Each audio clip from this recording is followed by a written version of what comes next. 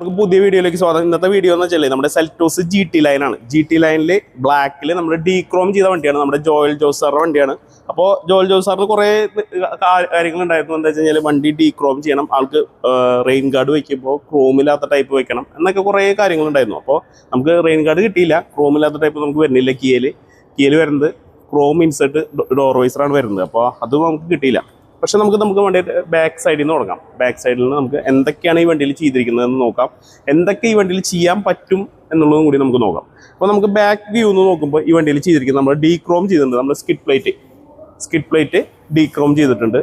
അതുപോലെ നമുക്ക് ഈ വണ്ടിയിൽ ചെയ്യാൻ പറ്റുന്ന ഒരു സംഭവമായിരുന്നു, അത് ക്രോമായ കാരണം നമ്മൾ ചെയ്യാൻ ടെയിൽ ഗേറ്റ് ബീഡിങ് അത് നമ്മൾ ചെയ്തിട്ടില്ല. ക്രോമായ നമ്മൾ ചെയ്തിട്ടില്ല. പിന്നെ നമുക്ക് ഇൻറ്റീരിയറിലേക്ക് പോയി കഴിഞ്ഞാൽ ഈ വണ്ടിയിൽ ബൂട്ട് മാറ്റ് 3D ബൂട്ട് മാറ്റാണ് വരുന്നത്.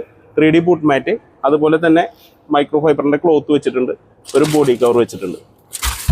3D ബൂട്ട് മാറ്റ് നല്ല സ്റ്റാൻഡേർഡ് സാധനമാണ് നമ്മുടെ 3D ബൂട്ട് മാറ്റ്. HDP ആണ് മെറ്റീരിയൽ വരുന്നത്. ഹൈ ഡെൻസിറ്റി പോളിമർ എത്തിലാണ് നമ്മുടെ മാറ്റ് വരുന്നത്. നല്ല ക്വാളിറ്റി. നമ്മളിപ്പോൾ മറ്റുള്ള മാനുഫാക്ചേഴ്സിനെ കമ്പാരിസൺ ചെയ്യുമ്പോൾ നമ്മുടെ മാറ്റിനാണ് കുറച്ചും കൂടി ക്വാളിറ്റി കൂടുതൽ, ലൈഫും കൂടുതൽ. വിത്ത് 1 ഇയർ വാറണ്ടിയാണ് നമ്മുടെ മാറ്റ് വരുന്നത്.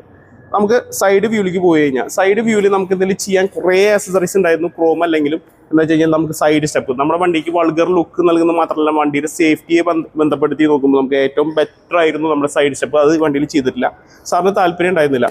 അതുപോലെ തന്നെ നമുക്ക് ഈ സൈഡിൽ നോക്കുമ്പോൾ ഡോർ എഡ്ജ് ഗാർഡ് ഫിറ്റ് ചെയ്തിട്ടുണ്ട്. ഈ വണ്ടിയിൽ ഡോർ എഡ്ജ് ഗാർഡ്, ഈ വിൻഡോ ബീഡിങ് നമുക്കിതിൽ ഇൻബിൽട്ട് വരേണ്ടതാണ്. അത് കാരണമാണ് ഇതൊന്നും ചെയ്യാൻ പറ്റാത്തത്. അത് ക്രോം വരെ തന്നെ നിവർത്തിയുള്ളൂ, വേറെ ഒരു നിവർത്തിയില്ല. അപ്പോൾ നമുക്ക് വിൻഡോ ബീഡിങ് ഓൾറെഡി വണ്ടിയിൽ വരുന്നുണ്ട്. നമുക്ക് സൈഡ് സ്റ്റെപ്പ് ചെയ്തിട്ടുണ്ടായിരുന്നെങ്കിൽ കുറച്ചും കൂടി ഭംഗി കിട്ടിയിരുന്നു. നമുക്ക് പിന്നെ സ്റ്റൈൽഡ് നമ്മുടെ പ്രിസിഷൻ കട്ട് അലോയ് വീൽസാണ് വരുന്നത്. നല്ല ലുക്കാണ് നമ്മുടെ GT ലൈൻ വണ്ടി. അതിൻ്റെ ഇൻറ്റീരിയറിലേക്ക് പോയി കഴിഞ്ഞാൽ നമ്മൾ ഫസ്റ്റ് പറയുന്നത് നമ്മുടെ 3D ക്യാബിൻ മാറ്റാണ്.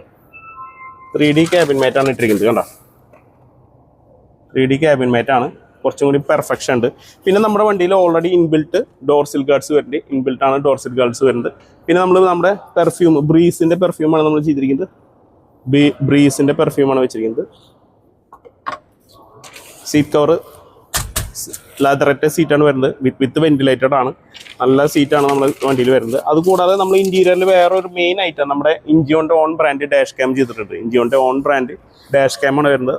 നമുക്ക് ഫ്രണ്ട് 4K റെസൊല്യൂഷനും റിയർ 2K റെസൊല്യൂഷനും വരുന്ന ഇൻജിയോൻ്റെ ഓൺ ബ്രാൻഡ് 1 ഇയർ റീപ്ലേസ്മെൻറ്റ് വാറണ്ടിയിലാണ് സംഭവം വരുന്നത്. ഫ്രണ്ട് വ്യൂവിലേക്ക് വന്നു കഴിഞ്ഞാൽ ഫ്രണ്ട് വ്യൂവിൽ നമ്മൾ സ്കിഡ് പ്ലേറ്റ്, നമ്മുടെ റേഡിയേറ്ററിൻ്റെ ഗ്രില്ലിൻ്റെ പോർഷൻ, ഇതൊക്കെ നമ്മൾ ഡീക്രോം ചെയ്ത വണ്ടിയാണ്.